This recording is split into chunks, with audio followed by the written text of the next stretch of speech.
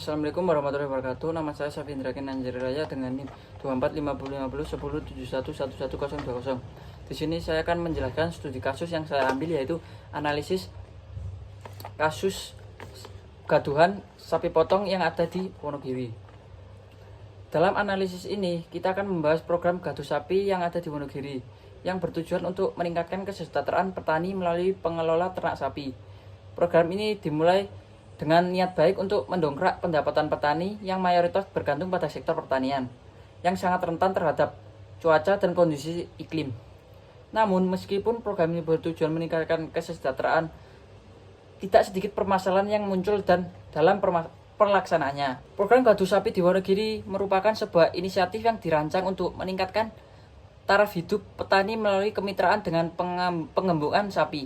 Program ini dioperasikan sebagai bagian dari lembaga ekonomi yang memiliki peran penting dalam memenuhi kebutuhan dasar petani. Namun, dalam hal ini, Dinas Perla yang mengelola memberikan program ini untuk menyediakan sumber pendapatan tambahan bagi petani kecil.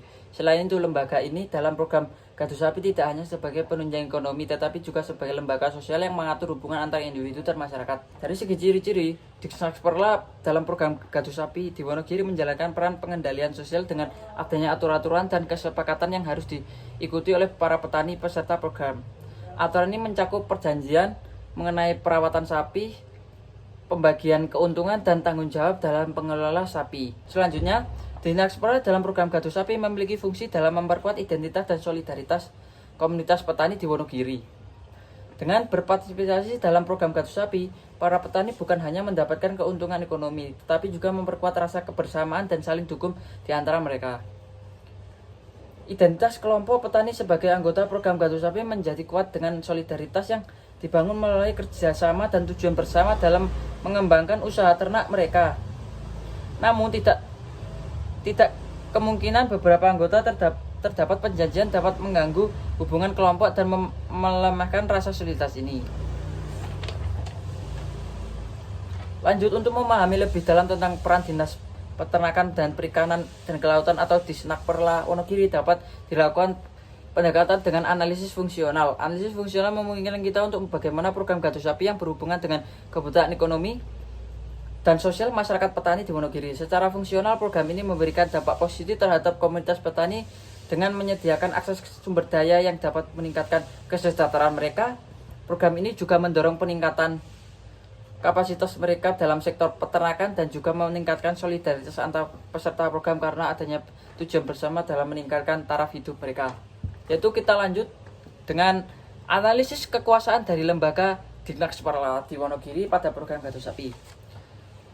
Program gaduh sapi di Wonogiri merupakan contoh nyata bagaimana kekuasaan Dinas Ekonomi dan Sosial dapat berfungsi dan mengelola serta mempengaruhi kehidupan komunitas petani. Kekuasaan ini terlihat dalam perannya sebagai pengelola yang mengatur seluruh aspek operasional program, mulai dari peraturan pemeliharaan hingga distribusi keuntungan. Dalam hal ini, Dinas berperan sebagai pihak yang berkuasa, sementara petani yang terlibat adalah pihak yang dikuasai. Para petani sukarela mengikuti aturan yang ditetapkan oleh dinas, karena program ini memberikan manfaat ekonomi bagi mereka melalui mekanisme pengawasan dan aturan. Dinas memanfaatkan bahwa semua peserta mengikuti prosedur yang telah disepakati bersama untuk menciptakan tujuan bersama, yaitu peningkatan kesejahteraan ekonomi melalui ternak sapi. Dinas pengelola memperoleh kekuasaan melalui legitimasi yang didapat dari adanya konsensus bersama antara pengelola dan petani.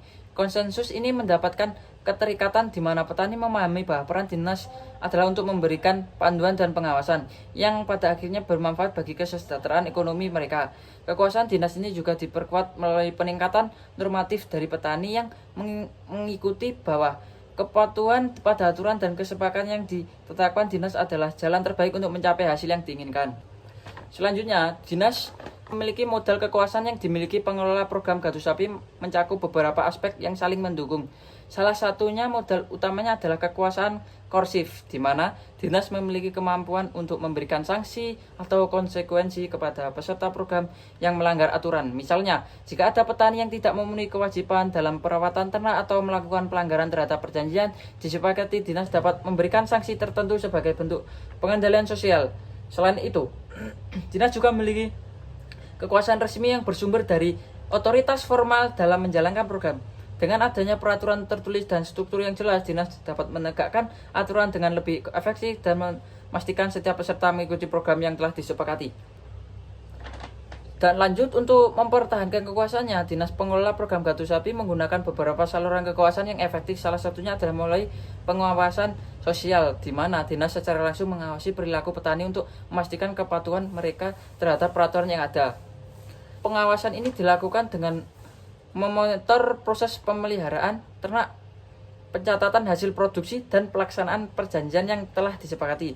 Dengan menjanjikan pendapatan tambahan melalui hasil ternak, dinas mampu mempertahankan keterikatan para peserta program. Dan juga penerapan sanksi bagi yang melanggar menjadi langkah penting untuk menjadi stabilitas program. Sanksi ini berfungsi sebagai peningkatan bagi para petani agar selalu mengikuti aturan yang ada, tidak melanggar peraturan program. Lanjut, kita membahas sumber-sumber perubahan sosial yang menyebabkan permasalahan yang ada pada kasus program Gardu Sapi di Wonogiri. Yaitu yang pertama, ketidakpuasan terhadap situasi yang ada. Salah satu sumber utama yang memicu perubahan sosial dalam konteks program Gardu Sapi adalah ketidakpuasan terhadap situasi ekonomi yang ada. Sebagai besar petani Wonogiri menghadapi kesulitan ekonomi karena bergantung pada kondisi alam. Hasil pertanian yang ketidakpastian harga pasar menyebabkan para petani merasa tidak puas dengan pendapatan mereka. Ketidakpuasan ini menjadi dorongan kuat untuk mencapai alternatif pendapatan yang lebih stabil, namun ketidakpuasan ini seringkali tidak disertai dengan pemahaman yang cukup tentang beternak sapi, sehingga ketika program ini dijalankan tanpa persiapan matang, petani menghadapi berbagai kesulitan. Ketidakpuasan awal tersebut justru menciptakan permasalahan sosial baru ketika para petani yang mengikuti program ini tidak siap secara finansial maupun pengetahuan untuk mengelola ternak sapi, sehingga banyak sapi-sapi yang dikelola oleh warga ada yang meninggal, ada yang bobotnya tidak sesuai dengan perjanjian. Lanjut, adanya tekanan dari luar atau kompetensi dan tuntutan eksternal. Program Gardu Sapi ini juga dipengaruhi oleh tekanan dari eksternal, dari pihak-pihak luar seperti kompetensi antar warga yang ingin bersaing tentang bobot sapi, dan tuntutan untuk beradaptasi dengan sistem ekonomi yang lebih modern. Tekanan ini membantu para petani merasa perlu untuk segera beralih ke sektor peternak sapi demi memperoleh hasil yang lebih baik. Namun tidak semua petani mampu memenuhi tuntutan tersebut. Kompetensi ini semakin memburuk situasi karena petani yang tidak siap cenderung terbebani. Hal ini menciptakan permasalahan dalam pengelola ternak yang pada akhirnya mengarah pada kegagalan sebagai petani dalam menjalankan usaha mereka. Lanjut, faktor-faktor penyebab perubahan sosial yang menyebabkan permasalahan dalam program ini yaitu yang pertama, keterbatasan pengetahuan dan keterampilan petani. Salah satu penyebab utama dalam kegagalan program Gardu Sapi adalah rendahnya tingkat pengetahuan dan keterampilan petani dalam bentuk beternak sapi, sehingga sebagian besar petani yang terlibat dalam program ini tidak memiliki latar belakang pengetahuan yang cukup mengenai pengelolaan ternak yang efektif. Mereka lebih familiar dengan pertanian yang jauh berbeda dengan beternak. Kurangnya keterampilan dalam hal merawat sapi, memberikan pakan yang tidak tepat, serta mengelola kesehatan ternak menyebabkan banyak petani gagal mengelola kesehatan ternak mereka dengan baik. Tanpa adanya pelatihan yang memadai, mereka kesulitan dalam mengelola ternak sapi untuk mencapai hasil yang optimal. Lanjut, kurangnya infrastruktur yang mendukung. Selain keterbatasan pengetahuan, kurangnya infrastruktur seperti kandang yang layak, sistem pakan, dan fasilitas ternak menjadi kendala utama dalam program ini. Keterbatasan dari modal untuk membangun atau memperbaiki infrastruktur ini menjadi kendala yang besar yang tidak dapat diatasi dengan cepat, menyebabkan hasil ternak yang tidak optimal dan permasalahan dalam pelaksanaan program pun terjadi. Selanjutnya, ketidakselarasan antara tujuan program dan keselarasan petani. Program Gardu Sapi meskipun didesain untuk membantu petani meningkatkan kesejahteraan, tidak selalu memperhitungkan kesiapan masing-masing petani untuk beralih dari pertanian ke beternak sapi. Beberapa petani mengikuti program ini karena dorongan eksternal, yaitu janji keuntungan yang cepat, tetapi tidak memiliki kesiapan mental, fisik maupun finansial untuk menjalankan usaha ternak sapi. Ketidakselarasan antara harapan dan kenyataan menciptakan kekecewaan dan kegagalan bagi sebagai besar petani, yang kemudian menyebabkan komunitas atau program ini menciptakan kegagalan dalam pengelola ternak, atau sapi banyak yang mati atau bobotnya kurang dari perjanjian.